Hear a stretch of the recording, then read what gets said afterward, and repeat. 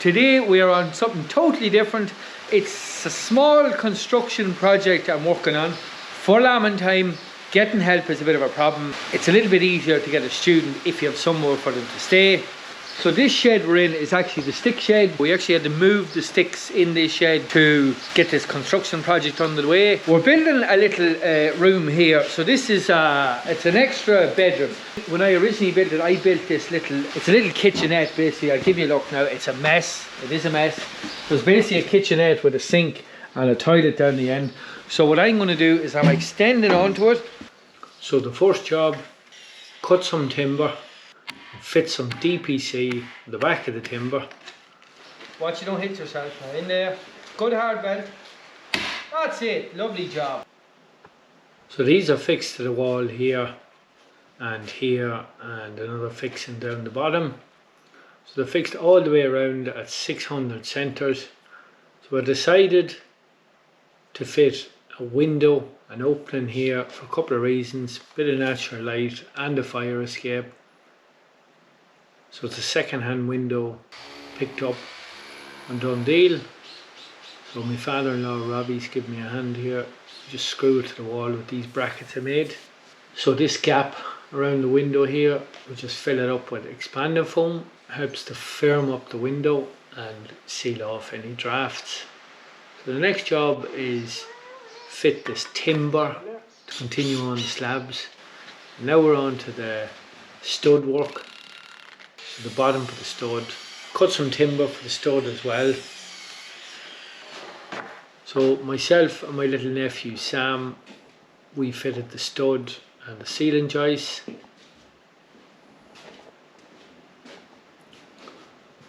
So the next job is just clear the floor here, and we're on to a bit of insulation.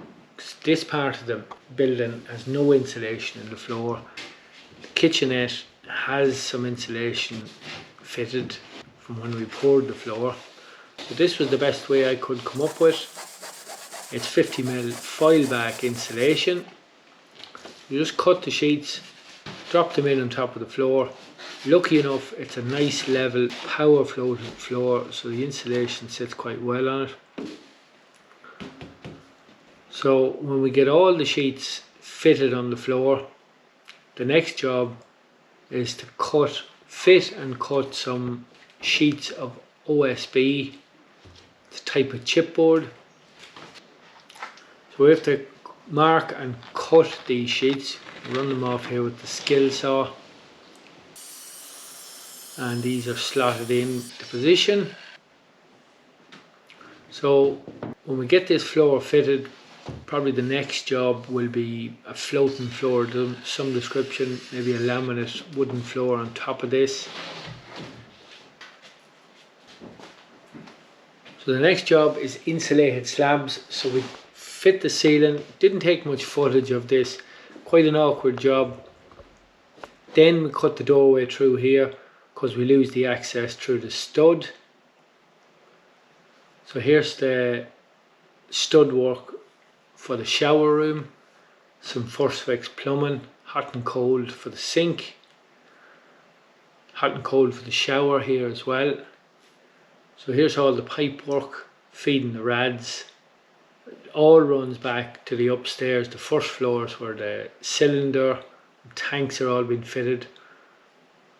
So this is a look at the insulated plasterboard. It's 60mm insulation fitted to plasterboard. So it's just screwed to those timber battens that are already fixed to the wall. So a bit of work just cutting these slabs out, measuring them out.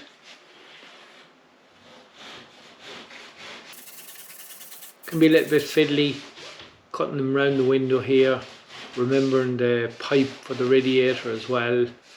And the next job is cut out the boxes for the electrical work.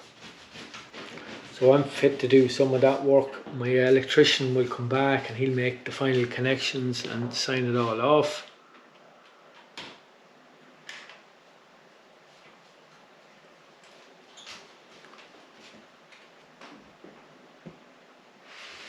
So this is the process of fitting the slabs.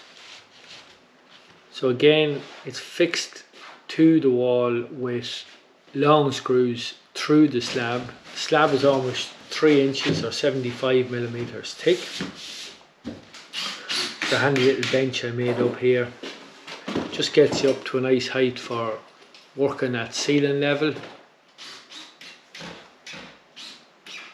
So the next job is just box in around the window with ordinary plasterboard.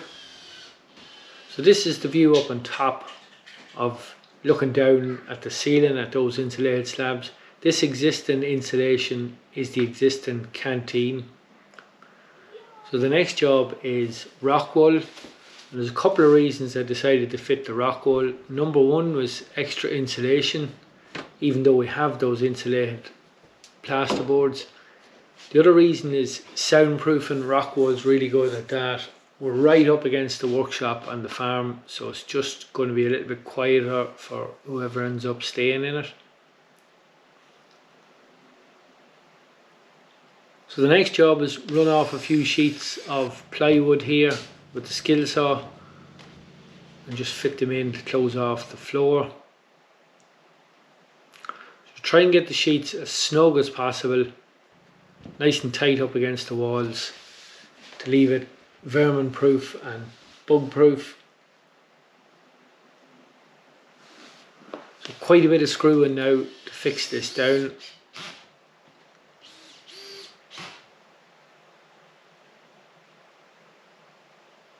The next job is I just use a tube of black sealer that I have to seal around the outside.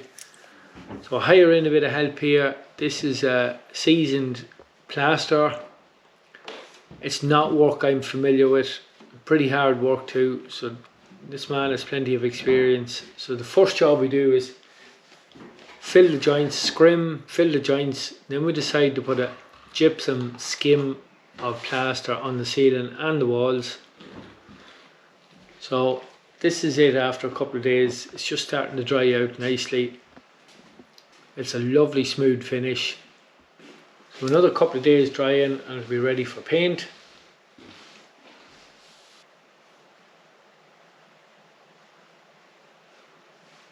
So this is the outside of that stud. So more rock wool again, 100mm rock wool or 4 inches rock wool here for extra insulation and soundproofing.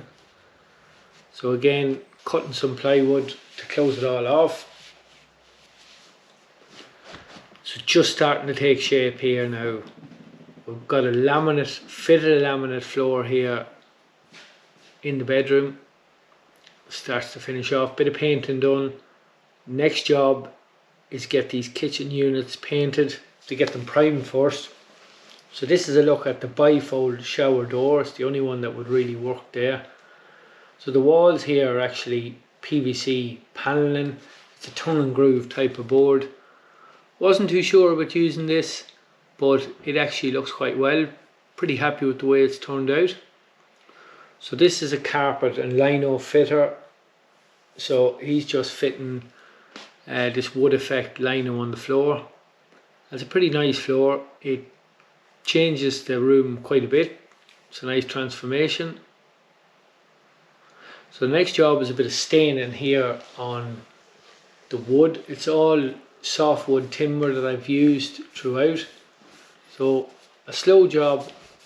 I suppose the hardest part of it is preparation. All the wood for staining has to be pretty well finished. 180 grit sandpaper, get it nice and smooth. So the next job here is cut the bullnose skirting and onto some miters on the bullnose architrave as well. So once we get them cut, more staining here, have all that done before fitting. Getting these trims, these architraves around the door soon finishes it off, changes things fairly quickly. A couple of panel pins here.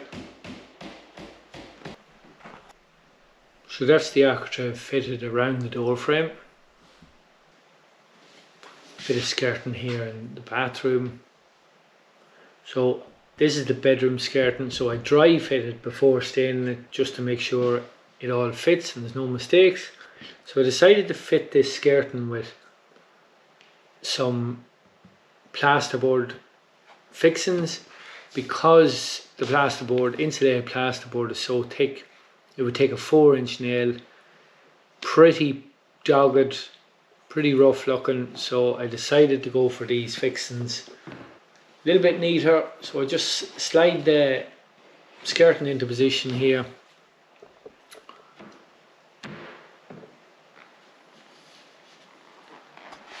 All fitting pretty well.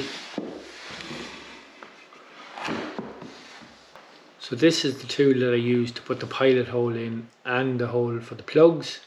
The next job is just screw into those fixings that are already in the slabs.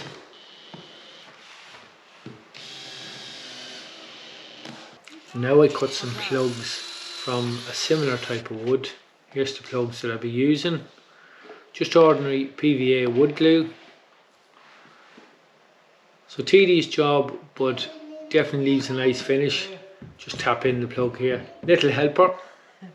What keeps you cool? Good girl. So my little girl Enya came to give me a hand for a look. So after a few hours the glue dries and just sand down the head of the plug. And the next job is a little bit of stain just to cover it all over. So after the hardware came back with this pack of door boards and all the architrave and skirting, all white softwood timber again. So the next job here is cut the boards for the door, and when the saw stops I could hear some singing, so we're going for a look here.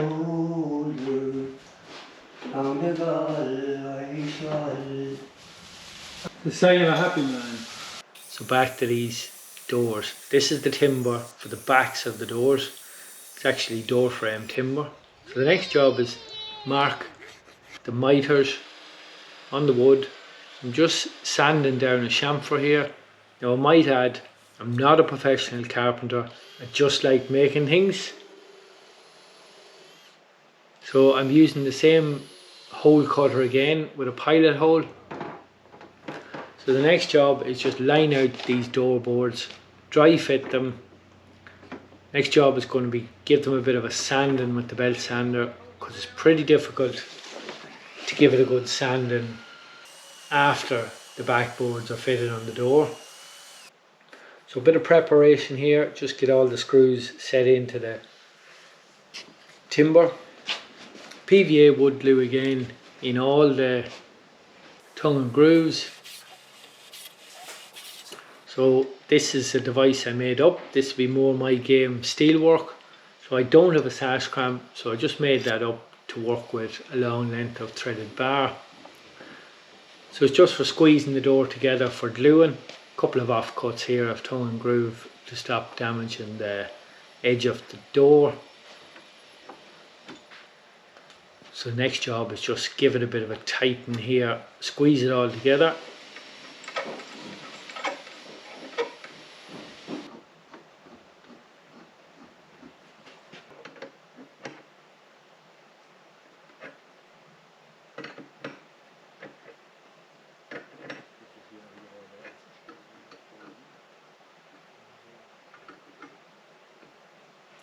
So more glue on the back of these boards, and the next job is just fix them down into position. So with all the screws pre-prepared, just drive them home. Quite a bit of work lining all this out, getting it all screwed together, but it's enjoyable work. I actually enjoyed making these doors.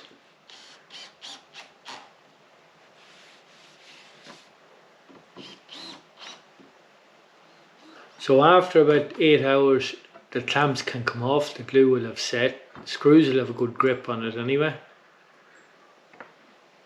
So just run the skill saw, cut it down to size here because the door was oversized, and then the next job is a bit of a run off the planer just to level up the edges. And now I drill a hole straight through the door for the thumb latch. So it fits through this hole here, and then the next job is to fit little board on the back, glue that on. It's a little slot cut in it, So that's for the reverse of the thumb latch. So the next job is cut plugs. Tedious job this, but essential to get the nice finish on the door. So all the plugs cut out of a similar wood, glued in here, left for a few hours. The glue is set enough to give it a bit of a sanding. That's the next job. So 180 grit belt and the sander, just run off the heads of the plugs. So nice finish on it here. So the next job is back to this brie wax and stain the door. Therapeutic work, I'm not sure. I don't actually mind it. It's nice work because you see the results of it pretty quick. You're turning white softwood timber into a nicer kind of a finish. So the next job is hang the door and fit the thumb latch here. My little girl Ada come out for a look, see how we're getting on. Just fit the receiver here.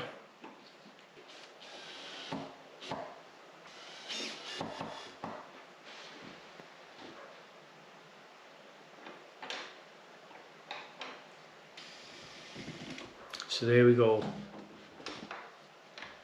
So the next job here is fit a breakfast bench in the little kitchenette.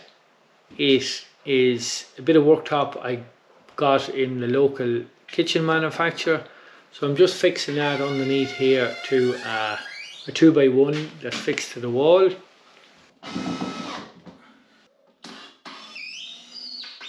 So the next job is handle of a shovel, a little bit agricultural. Just make up a bit of a plate here, drill a pilot hole in the end of the shovel handle and fix this plate down into it.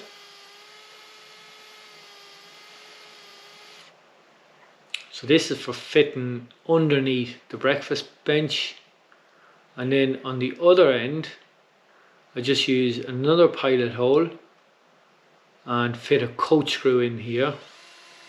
So this is for fixing down on the ground level. So the next job is just run the head off the coach screw here with the little angle grinder. And then stain the wood. Same brie wax again. So I drill a 10mm hole in the concrete here, through the lino.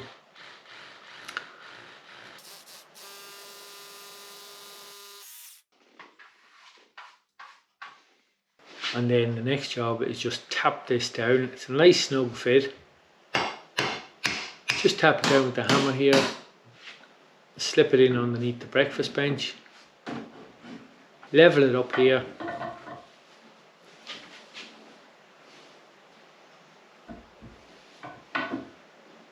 And just screw it from underneath. A little bit of wall strap, that plate. So let's have a look at the finished product. So the fridge, small fridge just in here on the left, a couple of stools for in underneath the breakfast bench. So just to add here, some of the nice decorations and trinkets is down to my wife Orla. That is not my area of expertise.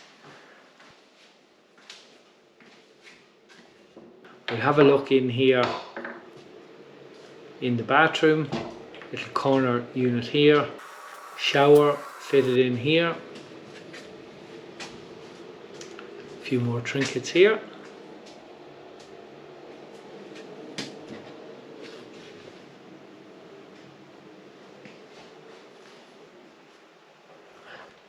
So this is the bedroom here. It's second-hand furniture that we picked up on Dundee.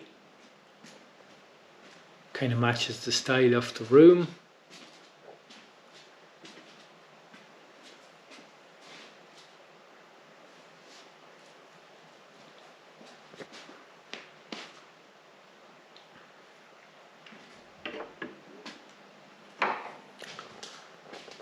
So let me know what you think of it in the comments.